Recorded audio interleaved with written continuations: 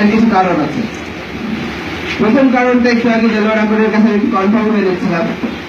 স্বেচ্ছাসেবক লীগের প্রতিষ্ঠা বার্ষিকী মানে 27 বছরের, কত 23 বছর বলে হয় প্রতিষ্ঠা বার্ষিকী।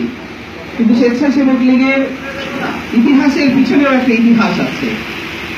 স্বেচ্ছাসেবক লীগের নামের সাথে আরেকটি নাম জড়িত আছে। স্বেচ্ছাসেবক লীগের নামের সাথে স্বেচ্ছাসেবক বাহিনী নামে একটি সংগঠনের কথা আছে। যে সংগঠনটি করতেন আমাদের শরীয়তপুর জেলার অহংকার, আমাদের গর্ব, আমাদের মহান মুক্তিযুদ্ধের অন্যতম সংগঠক, যার বক্তৃতার ভাষণ শুনে আমি আসলে সত্যিকার অর্থে রাজনীতিতে এসেছি। কিংবদন্তির মহাপুরুষ প্রয়াত জননেতা আব্দুর রাজ্জাক।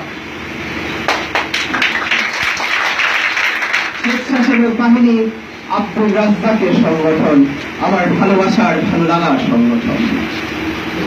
আমার মনে পড়ে এরশাদ সরকারের আমলে আমার বাবা তখন জেলে চলে যান। আমার তখন ইন্টারমিডিয়েট পরীক্ষা, আমার ম্যাট্রিক পরীক্ষা, আমার বড় ভাই ইন্টারমিডিয়েট পরীক্ষা। বাসায় আসলেন একজন নেতা, পায়জামা পাঞ্জাবি পরা, সাথে কালো কোট। দেখে মনে হলো এই তো শেখ মুজিব। তিনি ছিলেন আব্দুর রাজ্জাক।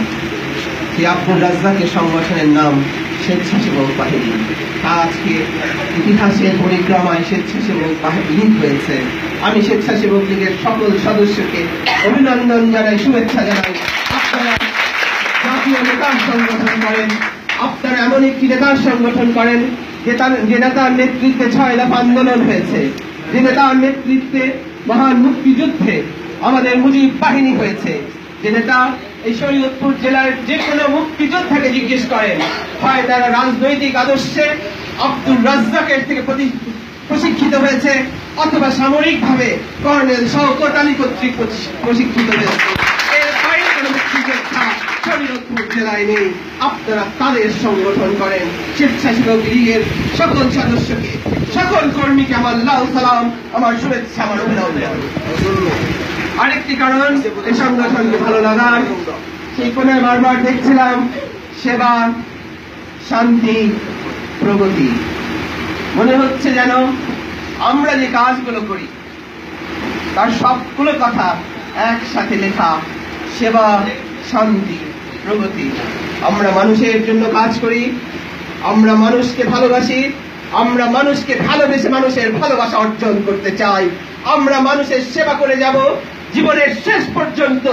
জীবনের শেষ পর্যন্ত মানুষের সেবা করাই আমাদের ধর্ম।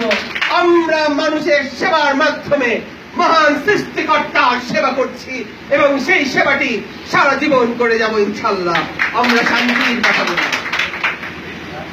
কর্নেল শওকত আলীর রাজনৈতিক ইতিহাস দেখেন, বারবার আঘাত এসেছে, বারবার কেউ অস্ত্র হাতে, কেউ ষড়যন্ত্র করে আঘাত করার চেষ্টা করেছে। তিনি বারবার শান্তির কথা বলেছেন। সকল অশান্তির বিরুদ্ধে, সকল অন্যায়ের বিরুদ্ধে, সকল ষড়যন্ত্রের বিরুদ্ধে তিনি বারবার শান্তির কথা বলেছেন। ধৈর্য ধারণ করার কথা বলেছেন। যারা ধৈর্য ধারণ করে মহান সৃষ্টিকর্তা আল্লাহ তাআলাও তাদের পছন্দ করেন। আমরা ধৈর্য ধারণ করেছি, আমরা শান্তির কথা বলেছি। গত 4টি বছর শান্তির পর অশান্তির বিরুদ্ধে আমরা শান্তির কথা বলে আজকে আমরাই বিজয়ী হয়েছি। শান্তি কখনো মাথা তুলে দাঁড়াতে কেউ বাধা দিতে পারবে না। আমরা ইনশাআল্লাহ শান্তি আর প্রগতি নিয়ে সামনের দিকে এগিয়ে যাব। আমরা রাজনীতি করি প্রগতির জন্য, সেবার জন্য, শান্তির জন্য। আর রাজনীতির শেষ কথা হলো আমাদের প্রগতি। প্রগতি মানে সামনের দিকে এগিয়ে যাওয়া। ছাত্র জীবনে যখন রাজনীতি করতাম সেই সময় আমরা